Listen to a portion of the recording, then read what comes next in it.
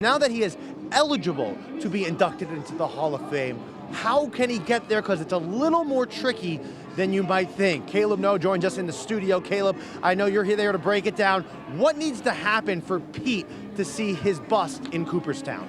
Yeah, man, good stuff out there. The hurdle for 3 decades now has been the fact that Pete Rose was banned from the game of baseball. And when you receive that permanent ban, you cannot be even considered for the Hall of Fame. Every time Pete got denied reinstatement, that hurdle started to seem more and more like a brick wall, like it got taller and taller and it just wasn't going to come down. But with Pete Rose's death and maybe some added outside pressure, Major League Baseball bulldozed that brick wall yesterday. It's crumbled now, and Pete Rose, although having passed away 7.5 months ago now, is finally past that hurdle. But there's now another hurdle, and it's selection for the Hall of Fame. That hurdle is still 2.5 years away.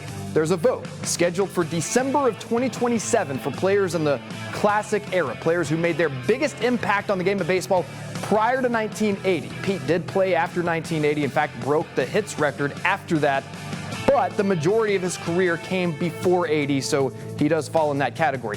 8 candidates will go on that ballot in 2027.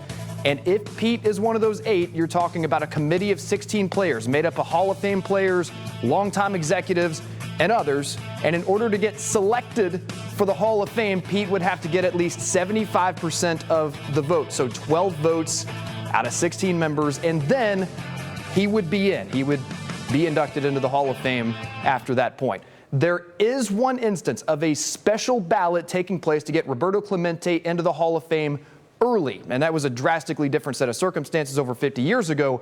But I did reach out to the Hall of Fame today to find out if that could be some type of precedent to maybe get Pete on a ballot sooner than 2.5 years from now. I have not heard back yet, but I will let you know if and when I do. Let's go.